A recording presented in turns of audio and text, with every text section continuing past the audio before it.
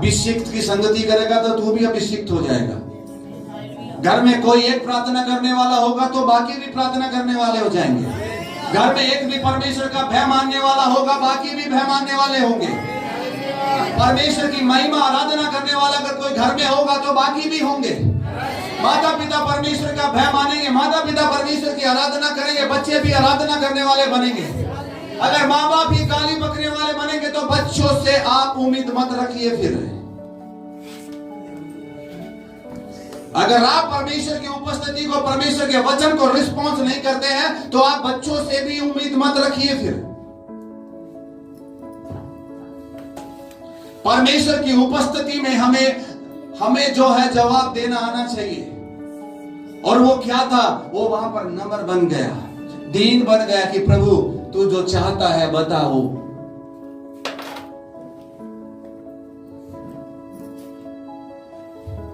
यीशु मसीह दीन बन गया।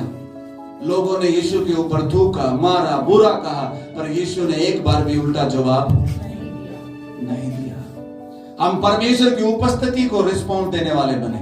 कई लोग परमेश्वर की उपस्थिति को रिस्पॉन्स कैसे, आराधना में ताली बजाए, हाथ में दर्द है पर किसी को थप्पड़ मारना होना, कोई दर्द मुंह खोल के कैसे आराधना करें, पर किसी को डांटना है, बुरा बोलना हो तो फिर चौक से भी सुनाई देगा कौन बोल रहा है। और यहां बाजू वाले को भी पता नहीं चलता गा भी रहे कि नहीं गा रहे।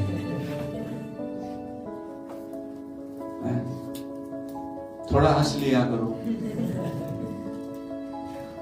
कई लोग तो कहने के बाद भी नहीं हंसते।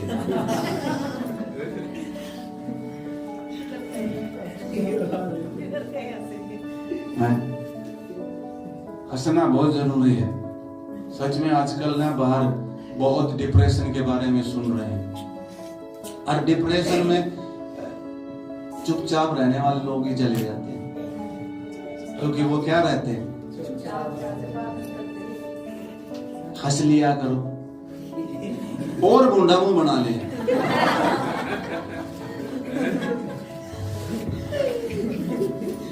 आप सच में हंसते रहो, आनंद में रहो, हर एक तनाव को दूर करो।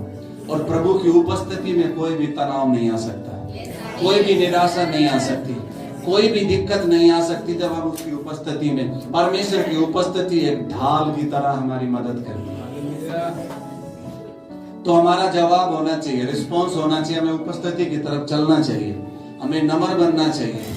और अगली और एक और बात है, वो है अगर हम परमेश्वर की उपस्थिति में आशीष पाना चाहते हैं तो हमें विश्वास करने वाला होना चाहिए। इब्रानियों 11:6 में लिखा है, उसके पास आने वाले को विश्वास होना चाहिए कि वो है, वो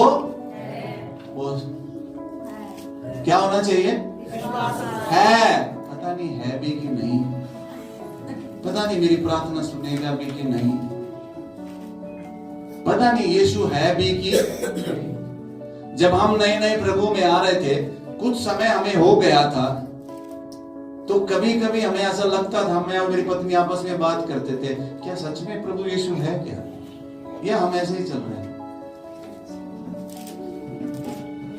वो भी इसलिए पूछ लेते थे कि जहां हम जा रहे थे वहां ज्यादातर लोगों का रवैया सही दिखता ही नहीं था।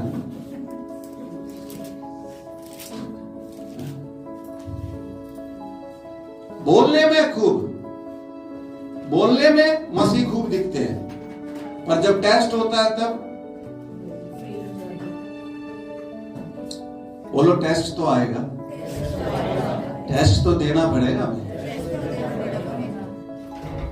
यीशु मसीह का भी टेस्ट हुआ, आदम और हवा का टेस्ट हुआ, यीशु मसीह का भी टेस्ट हुआ। जब यीशु मसीह को भूख लगी तो परखने वाले ने बोला, इस पत्थरों से कह दे कि क्या बन जाए, यीशु मसीह ने क्या बोला, मनुष्य केवल रोटी से ही नहीं, परमेश्वर के मुख से निकले वचन से।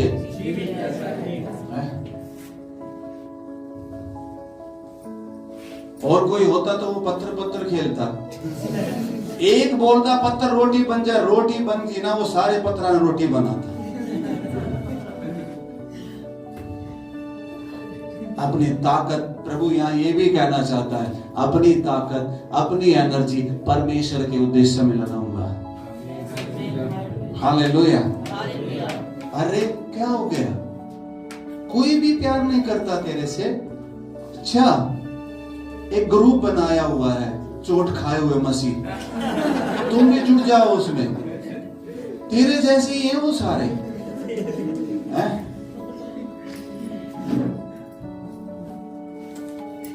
शैतान आगे बात करता भाई, फेसबुक पे चले जाओ, गेम खेलने लग जाओ, इधर उधर बात करने लग जाओ, यही तो है शैतान की बात। वो हर एक से सेम ये थोड़ी कहना तुम भी कह दो पत्थर से क्या हो जाए। आपकी जैसी परिस्थिति होगी वैसे ही वो भी चीजें करने की कोशिश करता है। मान लीजिए कोई कारण हो जाए घर में, कुछ समय ऐसा आ जाए कि उनको लगने लग जाए कि मेरे से कोई प्यार, वैसे तो ये शैतान का सबसे बड़ा झूठ है ये, कि उन्हें लगता है मुझसे कोई प्यार, सब प्यार करते, शैतान ही नहीं करता वैसे। पर लेकिन उनको तब क्या लगता है कि शैतान ही सबसे ज्यादा। बस उसी दौरान में अगर किसी ने कह दिया, बड़ा सा भलाई दिखा दी, तो उनको यही लगने लग जाता है यही मेरे को समझता है।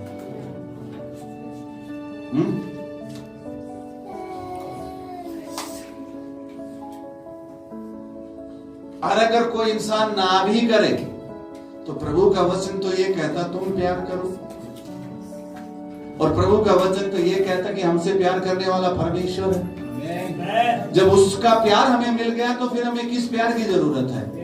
अभी भी क्या खोज रहे हैं हम? प्यार दुनिया का या लोगों का प्यार तो घटने बढ़ने वाला है, उसका प्यार हमेशा बढ़ता है। वो प्यार अगर हमें मिल गया तो दुनिया की कोई भी चीज हमें प्रभावित नहीं कर सकती। दुनिया की कोई भी चीज हमें प्रभावित नहीं कर सकती है। कोई भी चीज का मतलब कोई भी चीज नहीं कर सकती। मूसा ने चुन लिया अपने लोगों के साथ दुख उठाना, फिरौन बनना नहीं चुना उसने, वो अगला फिरौन था। फिरौन मतलब मिस्र का राजा, लेकिन उसने चुन लिया अपने लोगों के साथ दुख उठाना।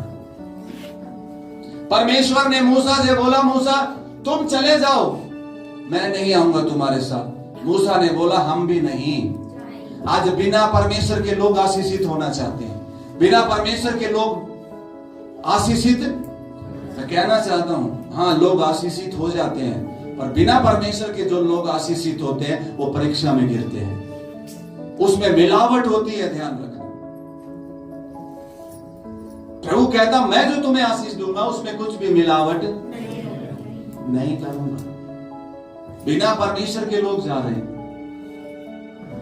परमेश्वर ने बोला मैं नहीं जाऊंगा, जा तेरे साथ, थैंक यू आमीन ऐसा बोल देते हैं। परमेश्वर के बिना हमारा वजूद क्या है? क्या वजूद है उसके बिना? कुछ भी नहीं, वही है। तो उपस्थिति ऑलरेडी यहाँ पे है, आमेन। उस उपस्थिति के लिए ही तो यीशु ने बलिदान किया है, ताकि वो उपस्थिति हम में बनी रह सके। अब वो उपस्थिति हम में बनी कैसे रहेगी? जब हम रिस्पॉन्स देंगे। अगर आप रिस्पॉन्स नहीं देंगे ना तो प्रभु की उपस्थिति नहीं रहेगी आपके साथ, ध्यान रखना।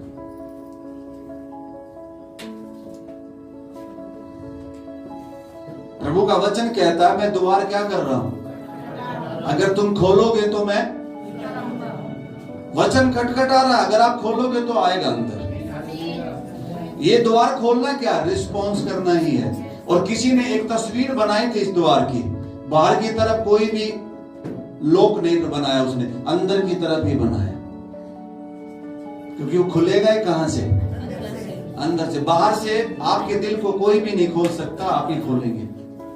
आप ही नहीं कह सकते हैं, आप नहीं कह सकते हैं गंजे सेठी ने बहका दिया, क्योंकि अंदर से द्वार किसने खोला?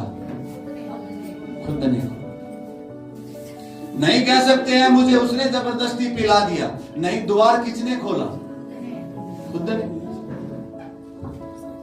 नहीं कह सकते मुझे मजबूर उसने कर दिया गाली बकने के लिए, नहीं, द्वार किसने खोला?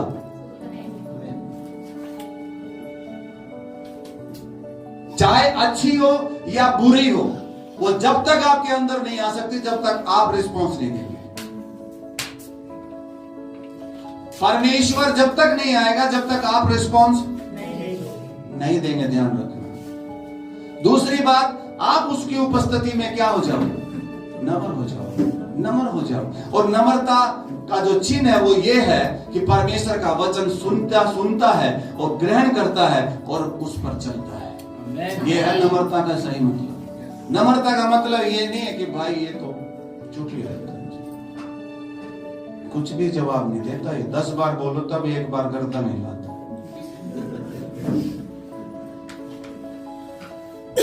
नम्रता का मतलब ये नहीं कि ये बहुत धीरे बोलता है।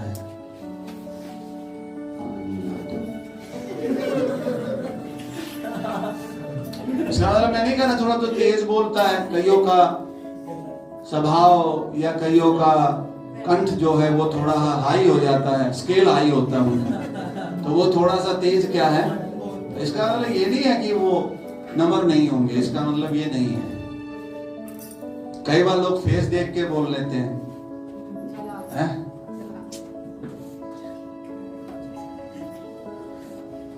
इसमें भी रवैया बदल लो भाई। कई लोग नारियल को देखकर बाहर से बोलते हैं कितना कठोर है, पर अंदर से क्या है? आजकल ये जांचना भी बंद करो। फेस देखते ही देख के बंद, ये छोला है, जबकि हो सकता है ऐसा ना हो। मैं एक बार एक परिवार में गया था, उन्होंने मुझे देख कर ऐसे बोला, पास्टर गुसेल है।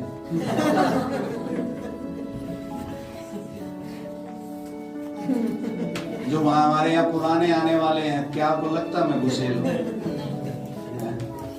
हाँ, वचन के प्रति गंभीर हूं। जहां वचन की बात आती है वहां जरूर बोलता हूं, वहां जरूर प्रभु की स्तुति हो।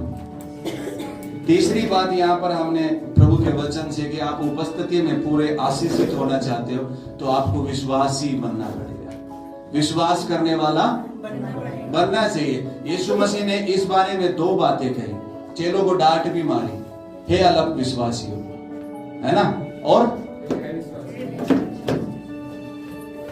चेलों को तो अलग विश्वासी हो क्योंकि संदेह किया।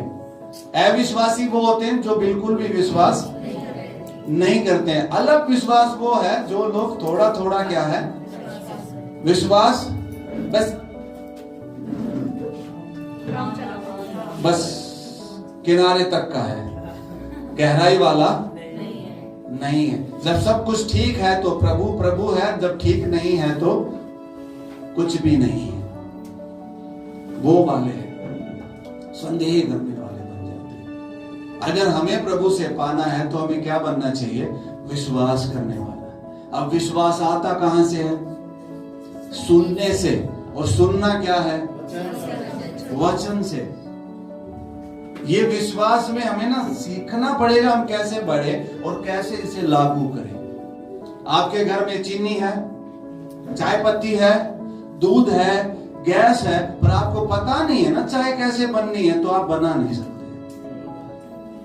सामान ऑलरेडी है, बाइबल में वो सारी सामग्री है, प्रभु की उपस्थिति है, पवित्र आत्मा है, वचन है, पर आपको पता ही नहीं है कि वो मिलाकर बनेगा कैसे। इसलिए कई लोग घर ही में पढ़ते रहते हैं, अपने आप से कभी मीठा ज्यादा गिर देते हैं, शुगर कर लेते हैं,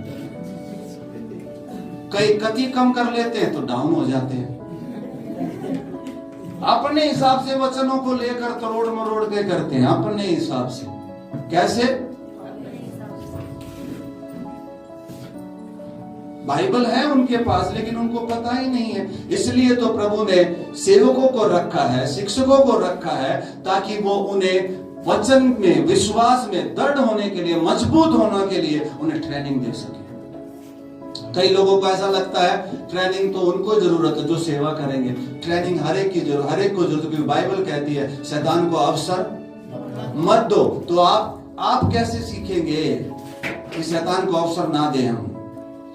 चोर तो चोरी करने आया, घात करने आया, हत्या करने आया, आप कैसे रोकेंगे उस चोर को अगर आपको पता ही नहीं है? तो सामान है ऑलरेडी, पर पता नहीं है कैसे मिलाना, कैसे पता ही नहीं है कैसे सब्जी बनेगी। सब कुछ काट के भी आपको दे देंगे सामान, तब भी नहीं बना पाएगा, क्योंकि पता नहीं है ना कितनी मिर्ची डालनी है, छोंक कैसे लगाना है, ये पता ही नहीं है। और कई सारे करना नहीं चाहते हैं क्योंकि उनको ये लगता नहीं फिर आगे बनाना पड़ेगा, इसलिए वो सीखना। पर मैं आपको कहना चाहता हूं सीखना हर एक को आना चाहिए। क्या पता कब कैसी स्थिति आ जाए, प्रभु आपको सेवकाई में ही लेके चला जाए, कुछ समय आपको खुद बनाना पड़े।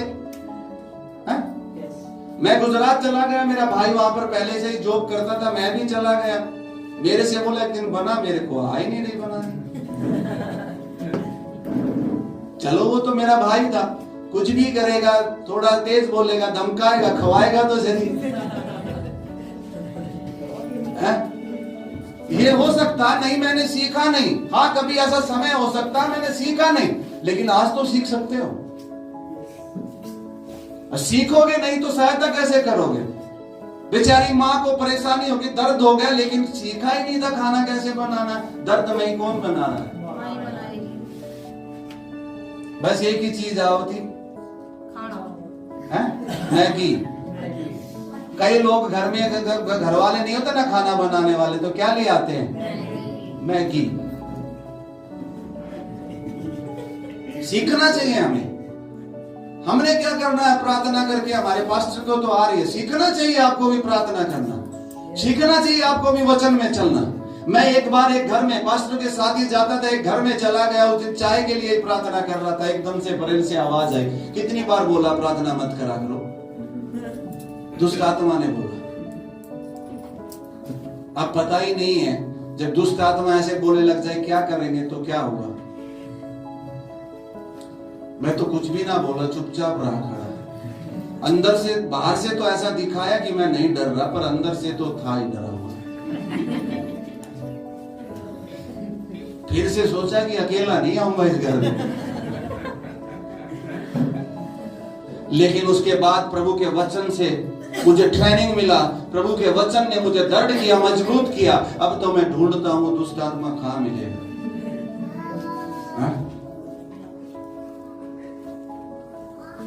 तो प्रभु के वचन में दृढ़ बनो, प्रभु के वचन में, और वो आप अपने आप घर नहीं बन सकते हो।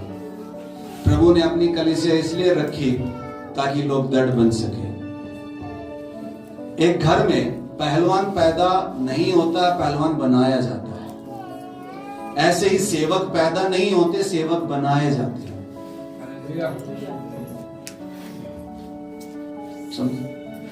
भविष्यद्वक्ता पैदा नहीं होते, भविष्यद्वक्ता बनते हैं, वो प्रभु बनाता है उन्हें। हालेलुया। प्रभु उन्हें तैयार करता है। यीशु मसीह ने चेलों को बनाया, आप बन सकते हो, पर बनना पड़ेगा। अब बनने के लिए कुछ कीमत चुकानी होती है। वो क्या? कलीसिया आना होता है, ट्रेनिंग में बैठना होता है, वचन सुनने होते हैं। वो कैसे करेगा? हम तो क्योंकि ऐसे माहौल, कुछ लोग तो ऐसे माहौल में रहे हैं जहां चल्लू मरलू ढिच्चक ही हो जाए। चल्लू मरलू, बस इन तीन में काम हो जाना चाहिए। चल्लू मरलू, खुद कुछ नहीं करना हमें, बस इसी में हो जाए।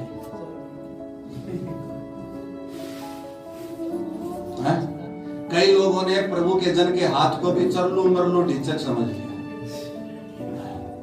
प्रार्थना कोई जादू नहीं है कि जब चाहे कर लो, हो जाएगा। प्रार्थना प्रभु के साथ एक रिश्ता है, उसके साथ के संबंध में चलना है। तो विश्वास, अविश्वासी कुछ भी नहीं पाएंगे। जिनको विश्वास है, मैं पुकारूंगा मेरा प्रभु सुनेगा, तो प्रभु उनकी क्या करेगा?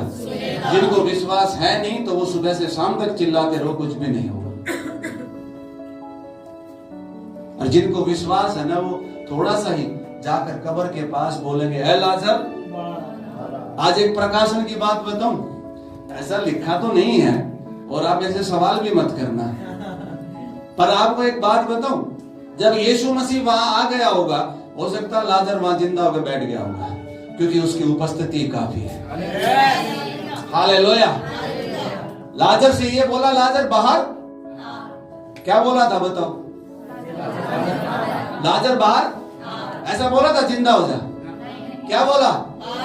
मतलब यीशु मसीह ने पहले से ही देख लिया था लाजर क्या है, वो बैठा हुआ है इस बाट में कि मुझे बाहर निकाला जाए। लेकिन वहां पर मरियम मार्था के विचार में क्या चल रहा, मेरे भाई को मरे कितने दिन हो गए? 4 दिन हो गए हैं, अब तो उसमें से क्या आ रही होगी? लेकिन उसका भाई तो वहां आराम से बैठा था ना अंदर।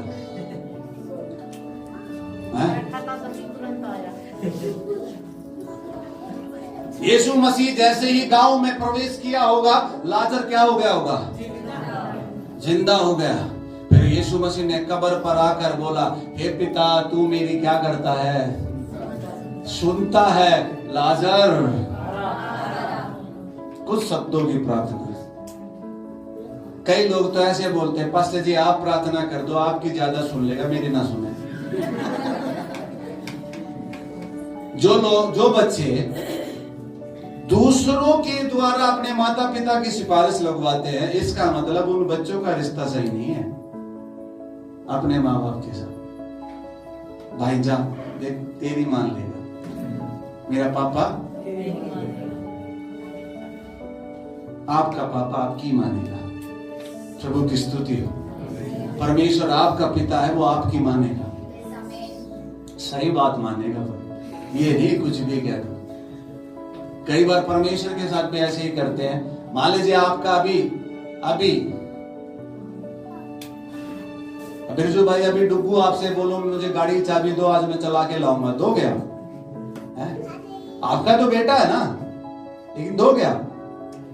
नहीं दोगे, क्योंकि उसको पता है गाड़ी के नुकसान की बात नहीं है, उसका नुकसान हो जाएगा। इसलिए परमेश्वर भी कुछ चीजें देता नहीं, क्योंकि कुछ लोग बचपने में रहकर मांगते हैं, पर परमेश्वर को पता है इसके लिए सही है कि नहीं। फिर वो बोलते हैं मेरे को परमेश्वर ने दिया ही नहीं। क्यों दिया? नहीं देगा, वो भी ऐसे बोलेगा।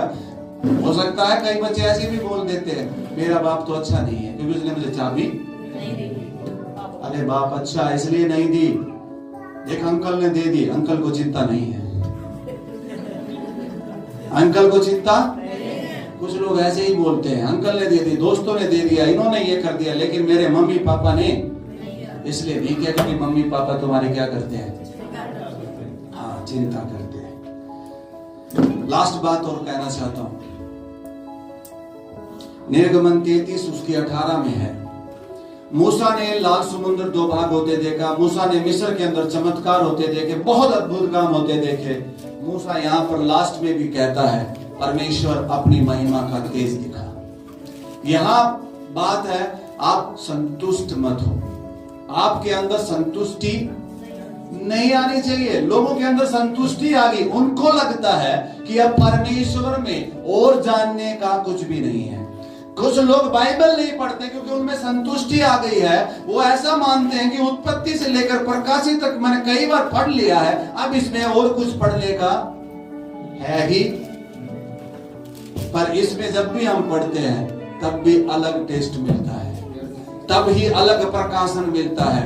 उनको इसलिए नहीं मिलता है क्योंकि उनके अंदर संतुष्टि आ गई है, या उनके अंदर मैं आ गया, मैं मुझे आता है, मुझे पता है। सालों से सुन रहे, सबसे ज्यादा मसीह लोग कब बोलते हैं पता है मुझे? ऊँघते हैं ज्यादा शादी में, क्योंकि शादी के प्रचार बार बार सुने उन्होंने, बार बार उन्हें ये पता है कि अब क्या होना है? एक भाई की गवाही सुनी मैंने ऐसे किसी और के द्वारा, वो अपनी कलीसिया में जाता था और कुछ समय जब उनको जाते हो गया तो उनको कोई फर्क ही नहीं पड़ता, उनको यहां तक ही पता चल जाता, ये सोच में आ जाता कि पास्टर क्या प्रचार, वो आशीषित ही नहीं हो रहे थे, आनंद में ही नहीं हो रहे थे। पर जब उसको समझ में आई, वो रिश्ते में आया, सही से आया, तब उसको चीजें समझ में आई। कुछ लोगों को कुछ भी फर्क नहीं पड़ता है, लेकिन जब उसको सही में वो समझ में आया तो वो आशीषित हुआ, आज वो आराधना करता है। Hallelujah, hallelujah. यीशु बुलाया तो लाजर कब्र में से क्या आ गया? लाजर कब्र में से क्या आ गया? आज यीशु लोगों को पुकारता है तो बोलते हम आए कैसे? हम आए। और जब अपनी मर्जी से कहीं भी जाना हो तो टुक टुक फोन उठाएंगे और उबर कर लेंगे। लेकिन जब प्रभु की संगति में आना हो तो कैसे? और जब अपनी मर्जी से अपने काम के लिए जाना हो तो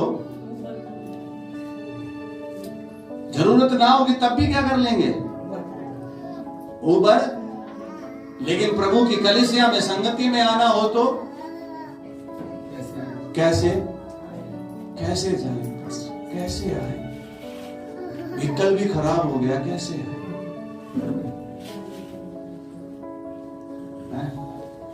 मैं और मेरा परिवार काफी दूर चल जाते थे और पैदल ही जाते थे।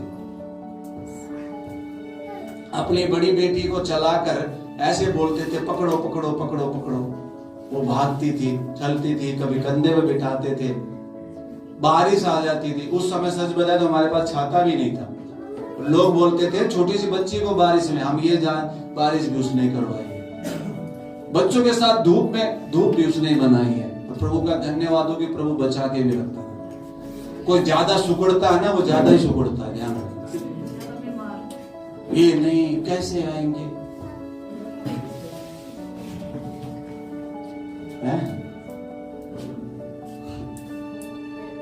अब प्रभु की उपस्थिति में चलोगे, हमेशा आनंदित रहोगे, हमेशा फलवंत रहोगे, हमेशा जवान दिखोगे। आमेन। तो संतुष्ट नहीं होना है हमें। संतुष्ट नहीं होने का मतलब है लगातार हमें चलते रहना है, प्रभु में बढ़ते रहना है, संगति में आना है। कई लोग तो संडे आकर भी बोर हो गए, उनको बोरिंग लगता है। क्योंकि उन्हें क्यों लगता है? क्योंकि उन्हें कुछ दिखता नहीं है, इसलिए वो क्या महसूस करते हैं? बोरिंग। इसलिए वो उन्हें कोई फर्क नहीं पड़ता है। या प्रभु का चलन चल रहा होता है, वो पीछे मोबाइल देख रहे होते हैं, या बैठे होते हैं इधर उधर देख रहे होते हैं, कानाफूसी कर रहे होते हैं। ये तो छोटी जगह है, कर दिख जाते हैं, कई बड़ी जगह में ना दिखते। ये छोटी छोटी आंख सब देखती है,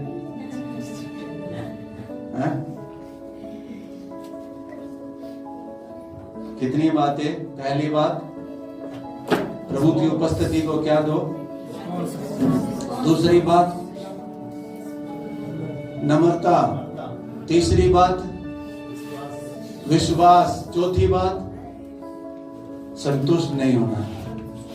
संतुष्ट नहीं होना है। और प्यार, और उपस्थिति, और मुलाकात। आमेन। प्रभु की स्तुति हो। जो लोग संतुष्ट हो जाते हैं वो केवल काट रहे होते हैं, बस दिन काट रहे होते हैं। वो काचे नहीं काट रहे होते, वो केवल दिन काट रहे होते हैं। और प्यार उमड़ना चाहिए। बोलो और, बोलो और जहां विश्वास की बात आती है ना, वह वचन जुड़ा हुआ है। क्या जुड़ा हुआ है? वचन है। थोड़ा हंस तो लो एक बार। ऐसा नहीं, थोड़ा वैसे ही मुस्कुरा के दिखा।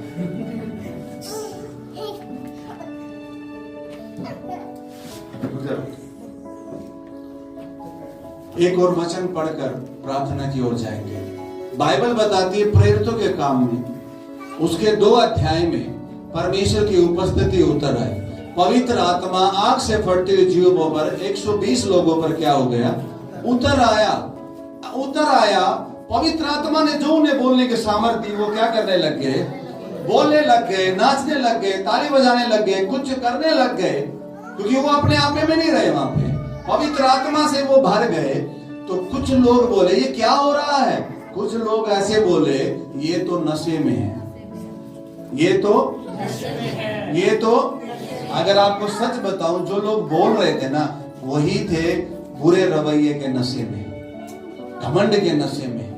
वो नशे में नहीं थे, वो तो पवित्र आत्मा से क्या हो रहे थे?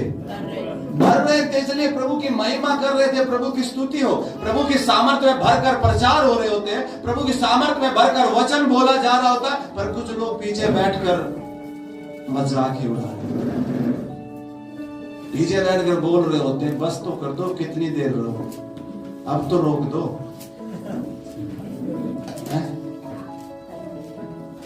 टाइम हो गया। हमारी कलीसिया में बहुत लोग हैं, आमीन, बहुत लोग हैं, प्रभु की स्तुति हो।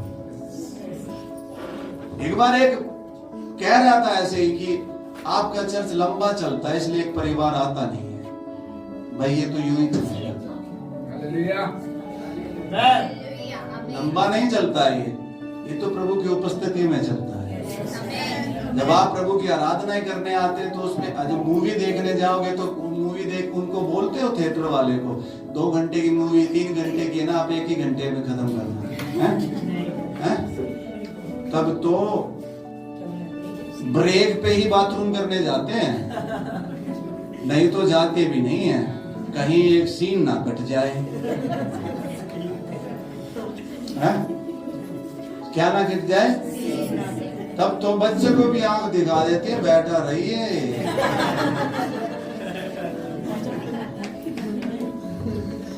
और चर्च में आकर 3 घंटे का भी 1 घंटे में क्या हो जाए, हो जाना चाहिए।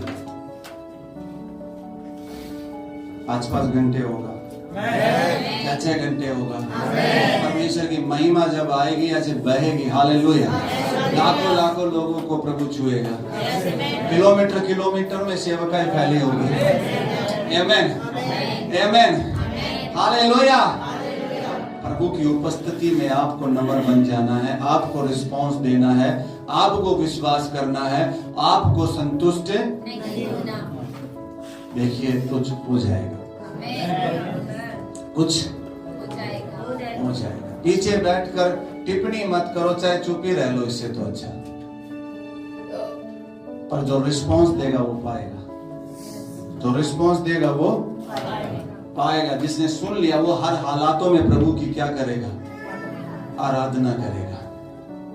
आमीन, आमीन। आप मुझे बताओ, जब एक व्यक्ति का हाथ सूखा हुआ था, यीशु मसीह ने उससे कहा अपना हाथ, वो कैसा लग रहा होगा उस व्यक्ति को? है? किसी के मुंह में छाले आ रहे हो और पास्टर बोलते गा, प्रभु की आराधना कर। है? कैसा कैसा लगेगा बताओ, सोचो। प्रभु ने अलग अलग, एक ही रिवाज से चंगाई नहीं दी, प्रभु ने अलग अलग तरीके से क्या है। एक अंधा आया तो यीशु मसीह ने थूका मिट्टी पर, उसकी आंखों पे क्या कर दिया, और वो क्या हो गया, चंगा हो गया। एक बार एक पास्टर ने दुष्ट आत्मा निकाल रहा था, वो दुष्ट आत्मा का भी परेशान कर दिया, खींच के थप्पड़ मारा।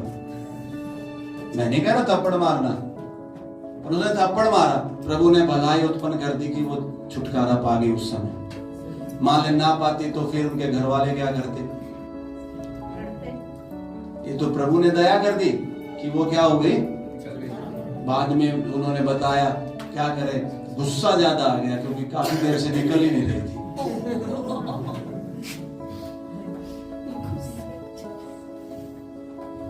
तो ऐसा ही गुस्सा आ जाता है कई बार ना, मुंह में छाले हैं, पैर में दर्द है, और तभी पास्टर ने कह दिया आओ खड़े होकर आराधना करें। आइए अपने खड़े होकर आराधना करें, सच में खड़े हो जाएंगे।